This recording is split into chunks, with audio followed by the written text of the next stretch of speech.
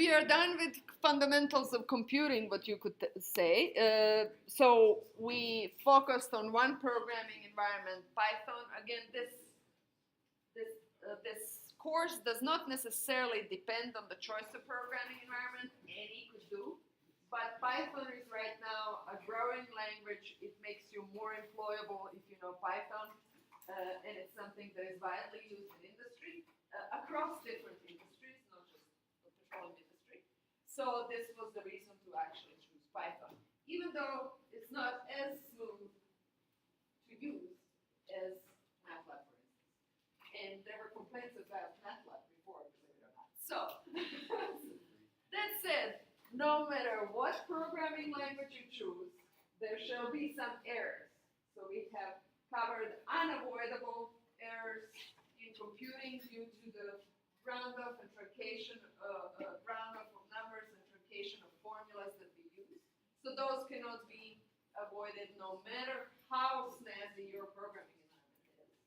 And then those that you struggle in day to day, and me along with you, those are the ones that we actually type in and don't notice, and those are avoidable, however very painful errors. Okay. Question? Like those errors, I mean, they're not just in like computing, right? Even if we were doing it, we can like by hand, we still can do it forever. Right? Yes, I have. So in computing, they're a little more dangerous for the following reasons. When I'm communicating right now, I'm teaching a lecture. And overall, I would say a couple of things that are not proper grammar, and I do that. For one, it's my second, English is my second language, so I'm going to make grammar mistakes, but everybody makes them. I can swallow a word here and there.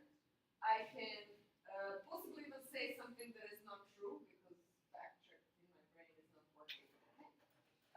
But you will nevertheless hopefully get the gist of the lecture. And you will forget half of it anyway, so it doesn't really matter. Okay? So, in human communication, your brain fills in a lot of the information, and you still later on have to learn on your own. I'm just facilitator here. In programming, there's no space for that. Okay? You cannot make a grammar error and make a computer understand. You can make a human understand, but not computers. Okay? Now, this human understanding is sometimes deceptive. Again, they fill in, and they fill in based on our previous experiences. Okay. But the computer doesn't fill in. There's no filling based on whatever before. So you actually have to precisely tell it what to do, and if you're not precise, it could either bomb immediately, which is actually a good case. Sometimes you don't know that you have a mistake because it's doing what you told it to. It's just what you told it to is not what you meant. Okay? And there's some garbage going on and getting recycled in your data. Okay? So, in that sense, it's dangerous and it's less forgiving than human communication. In any other human endeavor, where you're delivering part and just being there and saying something, or even if you're writing it down and just giving somebody a document, that's different, right? From actually having the computer work correctly. So again, because computers are not forgiving, they're doing precisely what they're told. Nowadays, with what we call artificial intelligence, it may appear that computers kind of know more and are smart. And all they're doing in that smartness is really just gathering a lot of human experience, and they have ability to process a lot of experience, right? And then they're delivering that as a result, and so often is a very good prediction. But it's nevertheless, they're just doing what they were told to. And there was an algorithm that trained them to do so. So your phone can be very good at recognizing your face, or some other features. Yeah, and that's an algorithm. Those are machine learning algorithms that have, because you are not always the same, right? So it's not dot by dot. When you look at that phone, there's different lights, there could be different hairstyles, today might be a bad hair day, and I didn't wash my hair, things like those, right? But, and maybe sometimes you will have a baseball cap, sometimes you will not, sometimes you will have glasses, sometimes you will not. But your phone has trained on a number of images of you and has figured out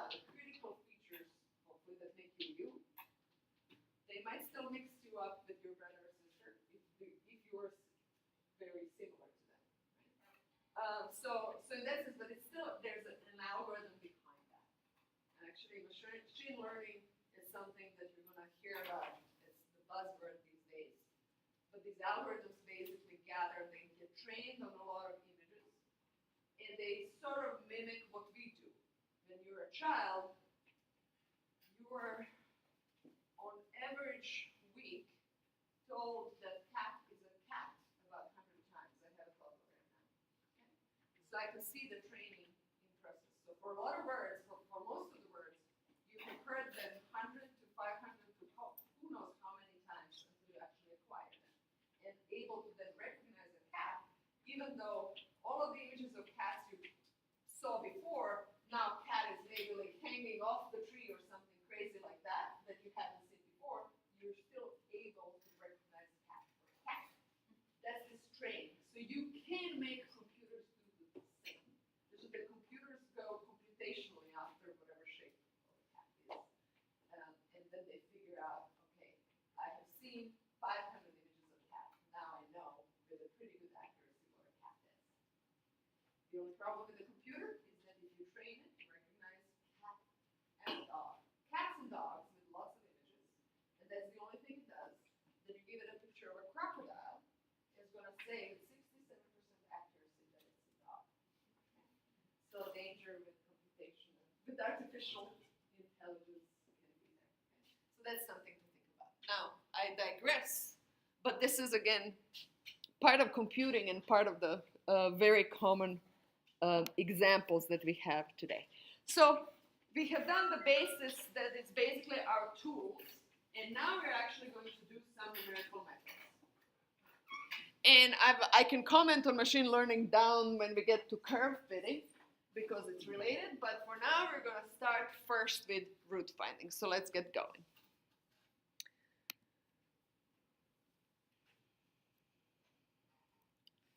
So root finding can have different forms.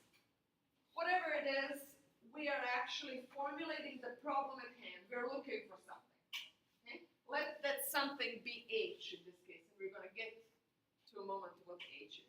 Then I have some physical model that after a little bit of derivation, and that's actually the part of engineering work a lot of times, figuring out how to find that H, okay, based on the physical models we have. Then we actually get an equation for H, and we are going to represent that equation as f of H is equal to 0. Okay, whatever it is that we're looking for, in this case H, I want to present it in mathematical form, f of H is equal to 0. And in this particular case, we are wondering, oh, I need to swap this place again.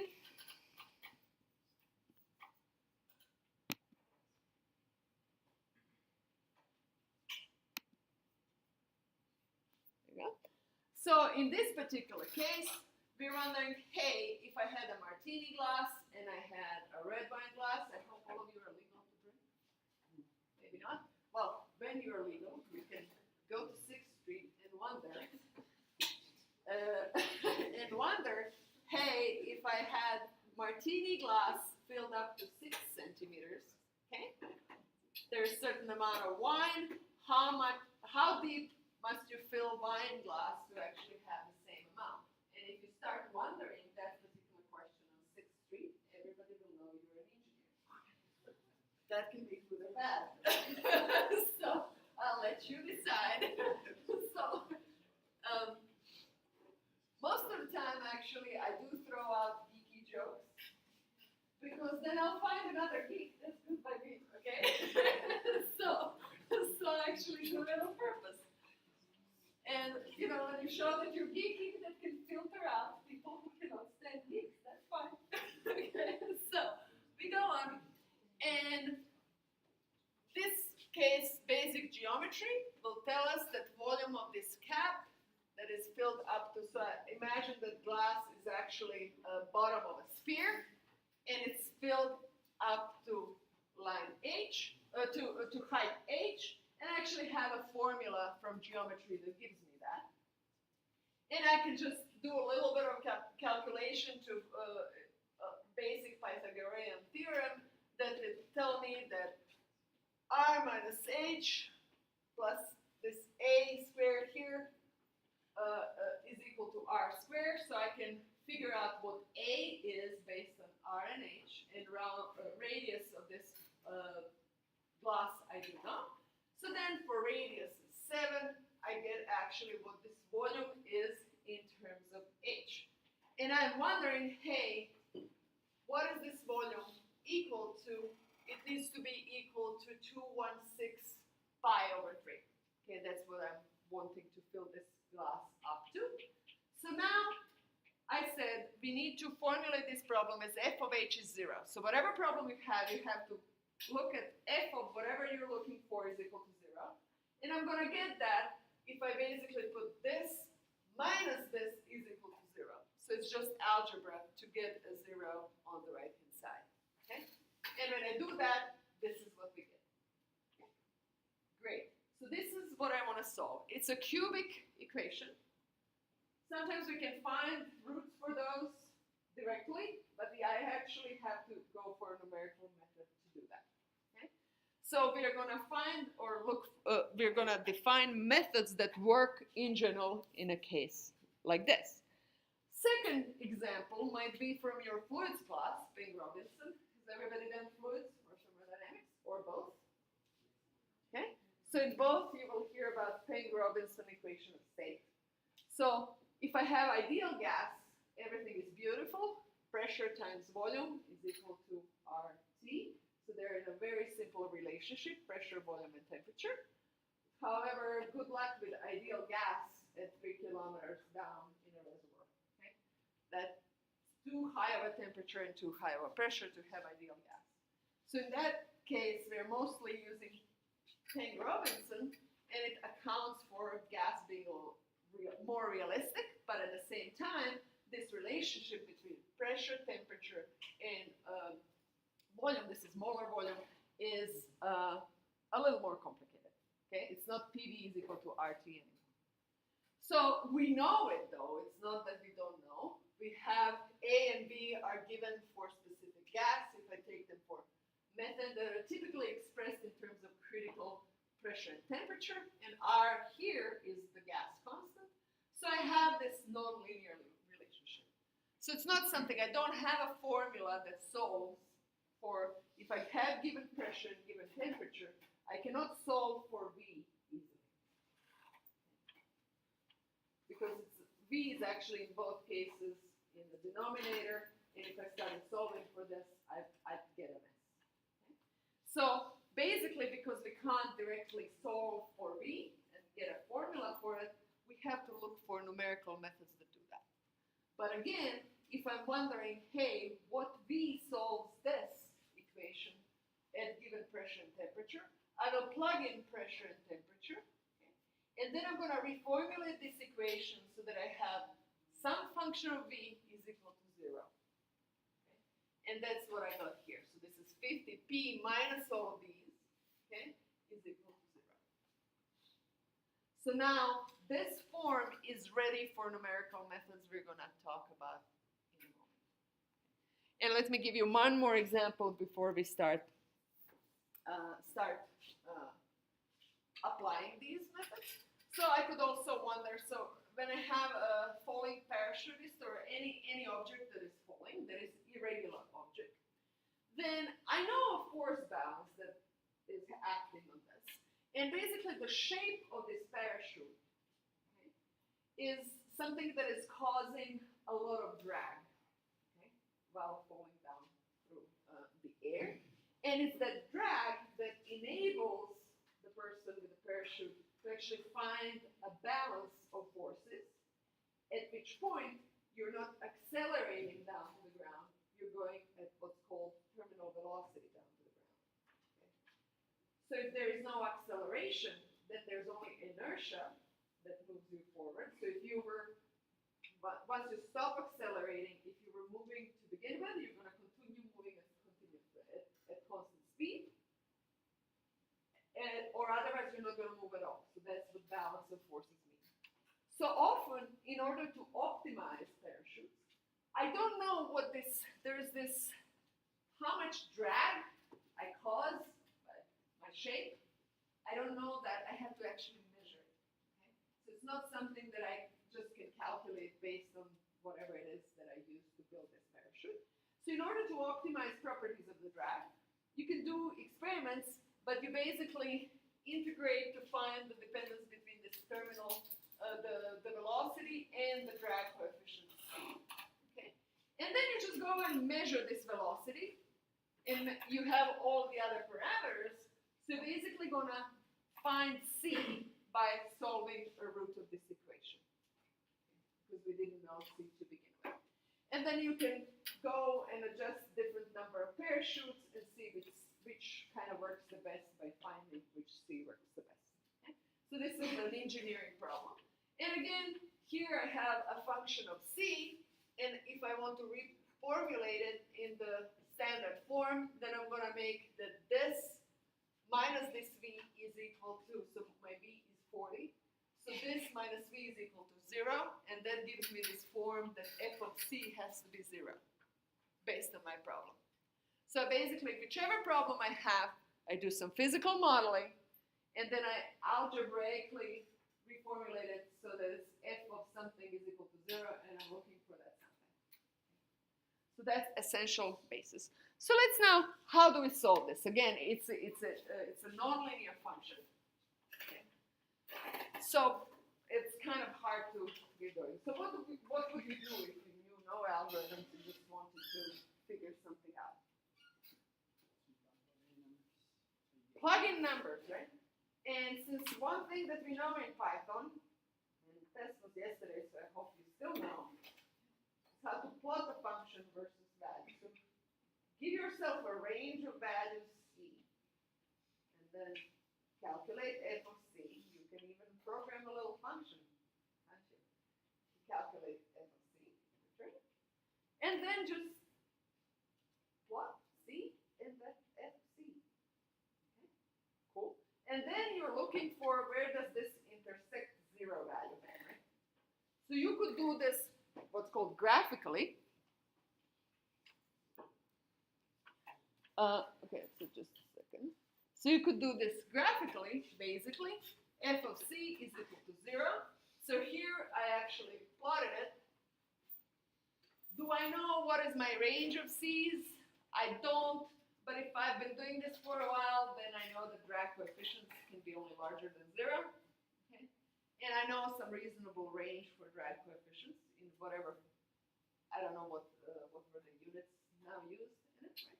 So in essence, I can figure that roughly, or I can just go and trial and error, right? And figure it out. Typically, I have some idea. So here I actually see that I intersect 0 somewhere just below 15. And now the whole point is that I'd like to get down and get this root as a number. Give me whatever it is, 14.8 or whatever it might be. So yes, I can actually figure out. If I didn't have graphing thing, then I would do precisely what was suggested. Do a bunch of values. So evaluate for 4, so that's some number 34. For 8, it's about 17. For 12, it's about 6. And then, for 16, it crosses to negative numbers. This is a key observation. Okay? Between 12 and 16, it kind of crosses line 0. So if I have a continuous function, and I remember a little bit of calculus, then I know that somewhere in between 12 and 16, I gotta hit 0, right? Unless I have some very weird function. So basically, I know, just from trial and error, I know that my solution is somewhere between 12 and 16. Then I wouldn't even go down to 20, really. I would kind of zoom in here and try to evaluate for, 13, 14, and 15. Because I know it's in between there. And you can kind of keep doing that. So let's actually try to first plot this. Open up your anacondas, navigators.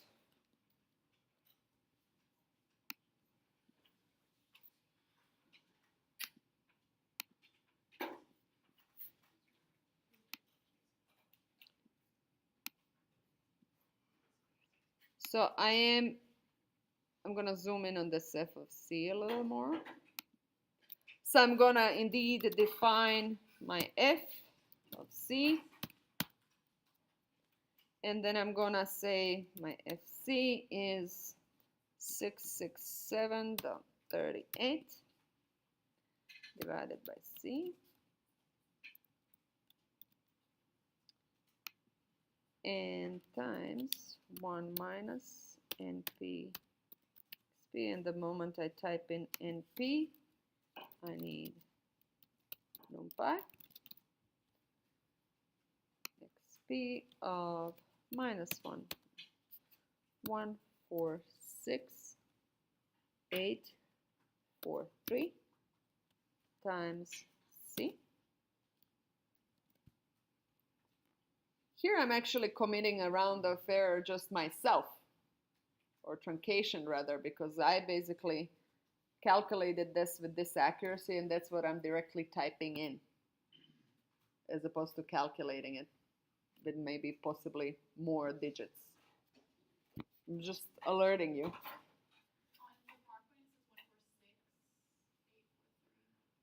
146, good point. And here was a typo or avoidable error. Okay.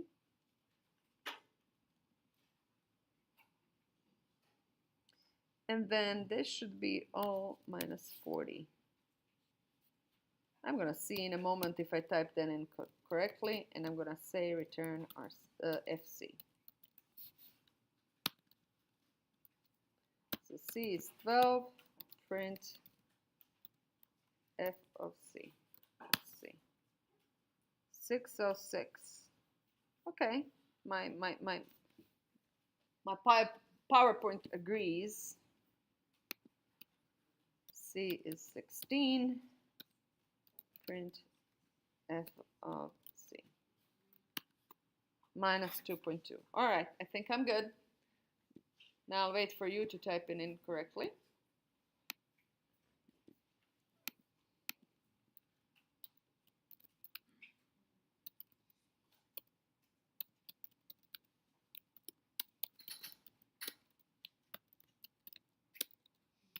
I can't type today.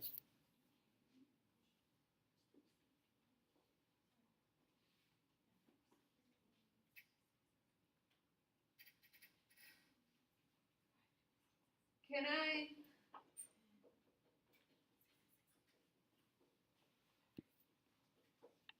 Is this function going to work if I give it a vector of values C?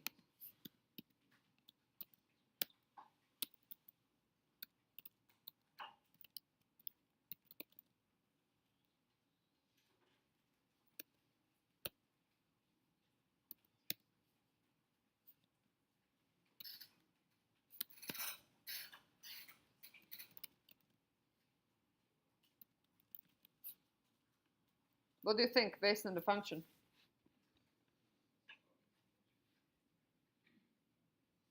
So that FC, can it be computed if I give it a vector? Element by element?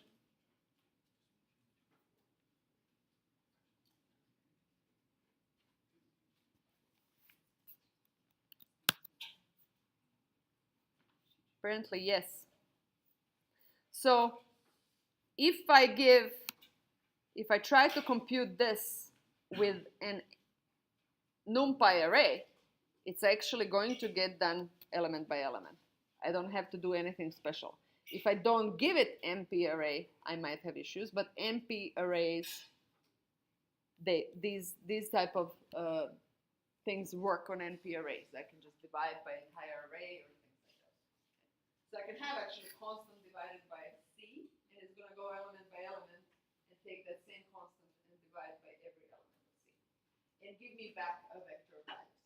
So that's great, because that's precisely what I want to plot. I don't need it printed. There's 100 values there. But before I plot, what do I have to import?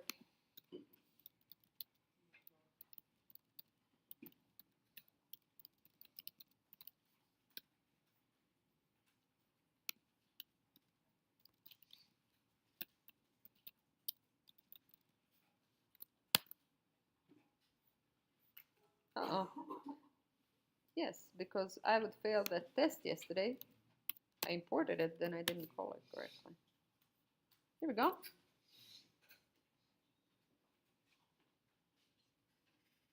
So again, what I did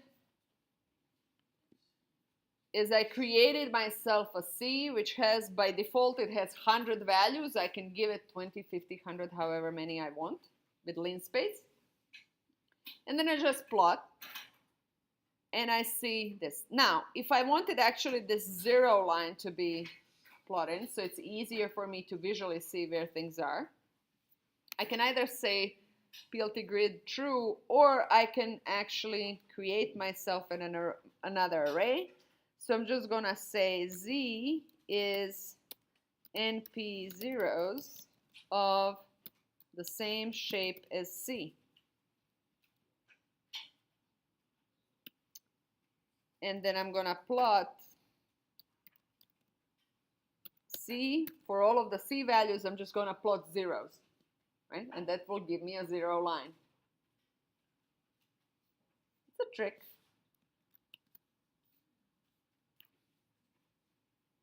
Technically, for such a straight line, all I need is two points, and it's going to plot a straight line in between them.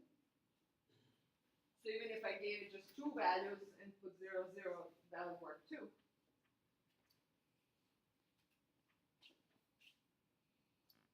Okay, so now again I can see here somewhere in between 14 and 16, I have a 0. So this is what I call, I'm going to put graphical investigation of the root for parachute problem. Parachute problem, refer to lecture 5 slides.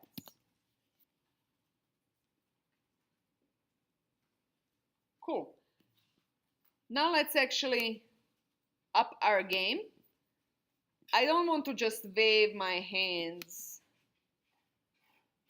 Oh, root is somewhere in there. It's in between 4 to 50. That's not an engineering way. Okay. So that can be a good guideline, but we ultimately need a number. So how do I actually get that number?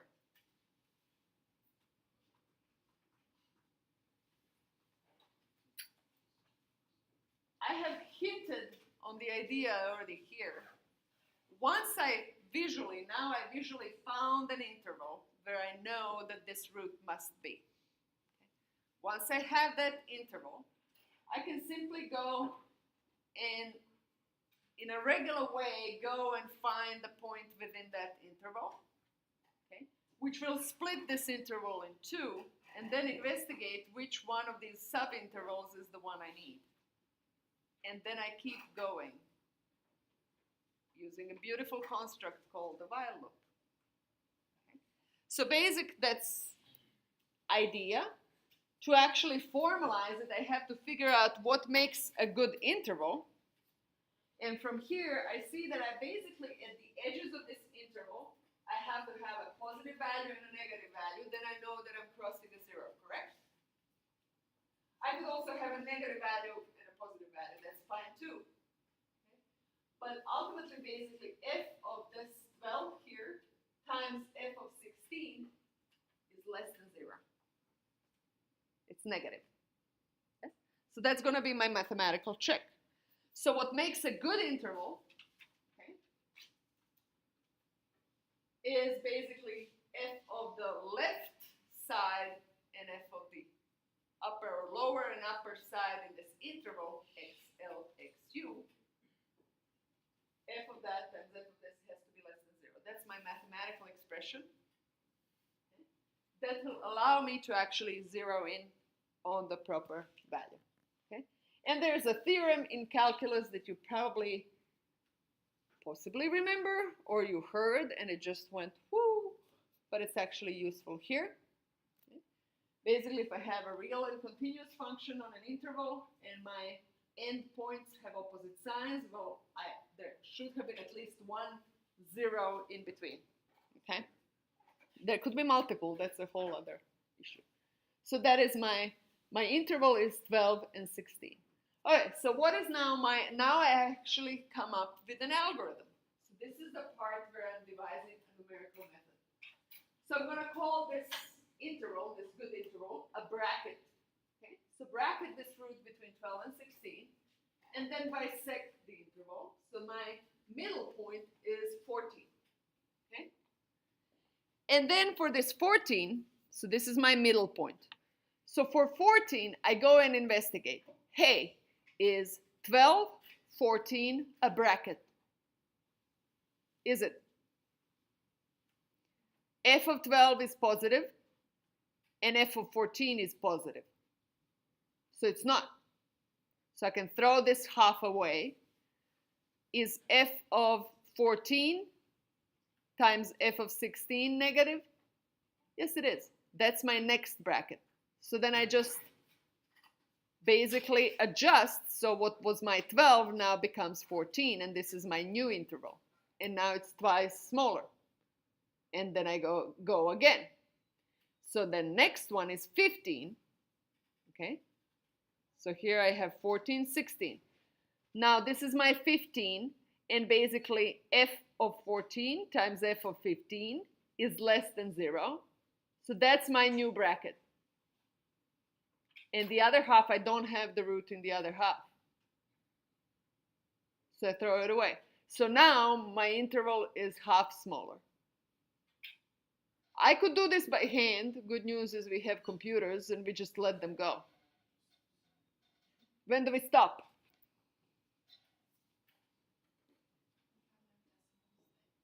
When we're happy with how close we are.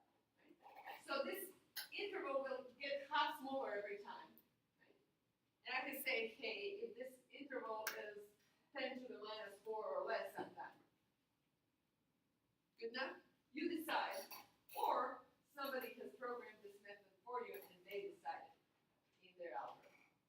So part of this exercise in the numerical methods is that I also want you to understand whenever you're using software that is creating an algorithm or numerical method to solve something, there are certain decisions, typically when to stop, that were made for you. And that can sometimes affect the solution. Okay? So we just keep going until interval is small enough. Okay? So bisection method, this is a little more algorithmical and a little more formalized. So choose two values, xl and x2, so that root is bracketed. And that means that f of xl times f of x2 is less than 0. Then divide this x in half, so find the middle point of the two. Evaluate your function at that middle point, and then determine, hey, is the right side of that interval or the left side of that interval the new interval. Okay? And then you replace your bracket accordingly, and keep going. You repeat this, therefore there will be a loop, and the best is actually to choose while loop, because I don't know how many times I'll have to do this, until the length of the interval is small enough. Let's program this. So we're going to start today, and hopefully we finish, but we'll see. So let's program this. So I'm going to say bisection method.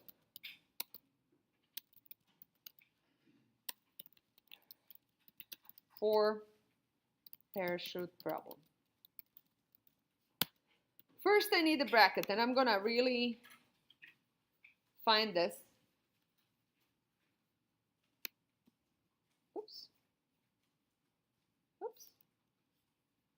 I'm going to try to just zoom to have both in my, okay. So choose. I already looked at this problem graphically, so I know the bracket, right? So I'm going to call it XL. I'm going to put everything lower. XL is 12. XU is 16. Define initial bracket based on visual inspection. above. Okay, so we had a graph of the function, we figured it out. If not, if you don't have a plot, well, you plug in a bunch of values with a calculator and keep going until you hit something. Okay, so this is my starting point. Now my next point, xr, is half between.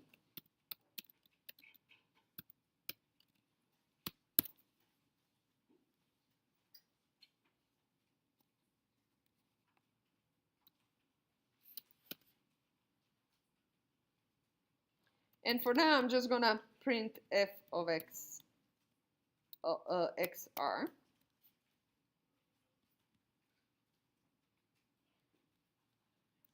And see what I get.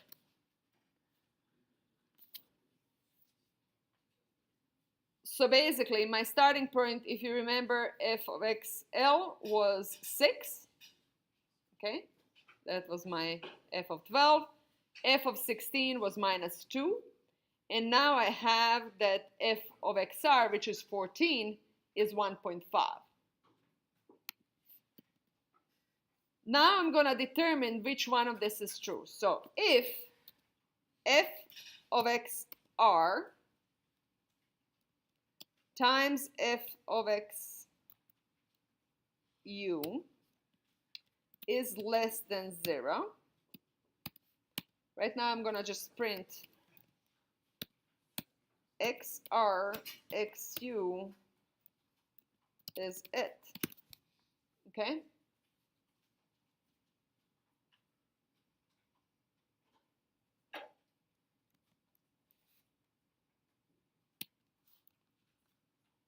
Otherwise,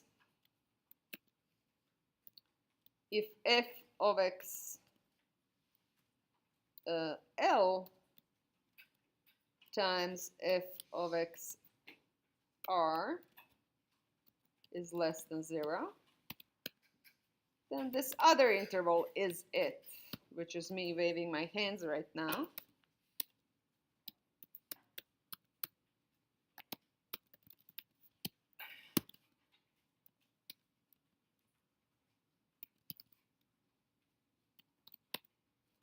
Else, I don't know what's up.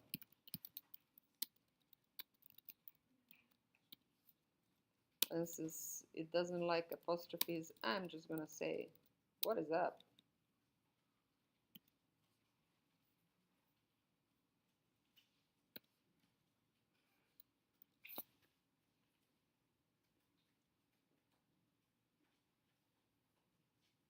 So let's just test what's going on first.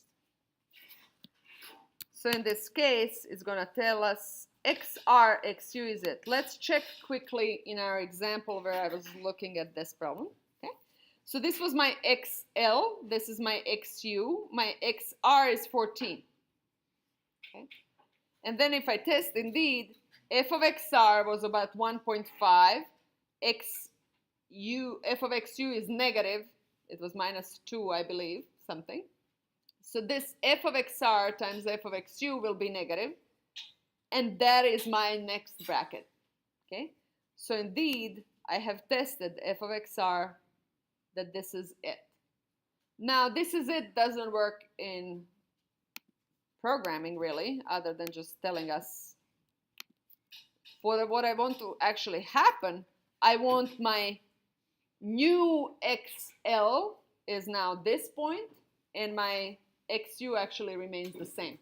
Yes? So I'm just gonna then in that case say, hey, xl becomes my xr. Is everybody following? So instead of saying, hey, print, this is it, now I'm gonna comment it, and I'm gonna say xl is my new xl is xr. Whereas if in case that xl and xr, so this other part of the interval is the correct one, then I'm gonna do what? Any suggestions? What's gonna become my new interval? So my new, what's gonna change is my upper point, and that upper point will become looking at it. XL remains XL, and XU becomes XL.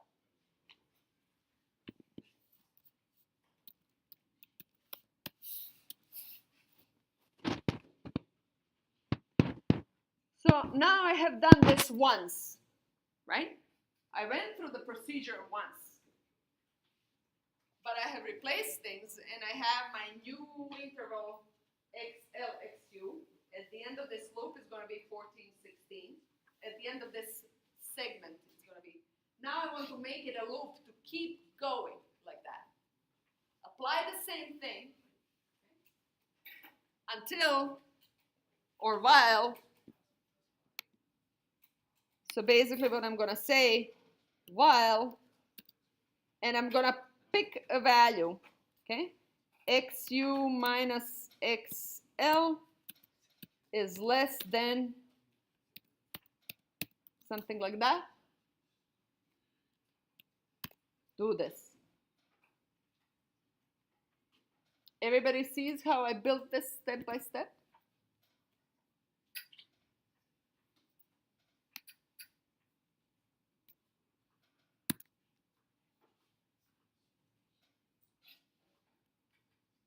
And I'm going to be a little more careful, so I'm going to actually say NP absolute value of these two, just in case. Oh, I'm sorry, larger than.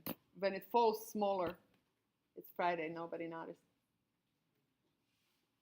So while this difference is larger than some cutoff, and cutoff is arbitrary, so I'm going to say width, and I'm going to say width is here, so this is some arbitrary small interval width that makes me happy.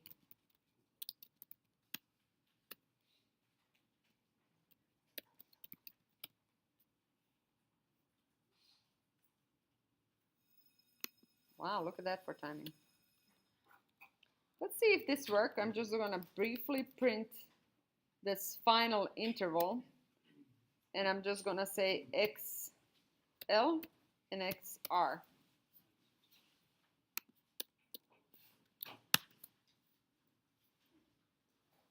So my final here are these two values, and they're rather close.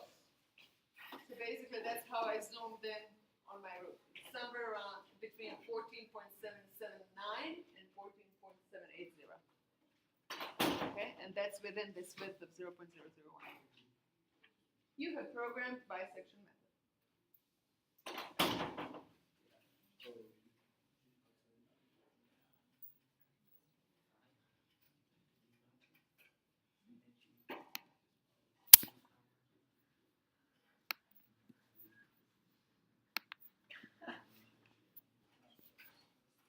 I see you on Monday.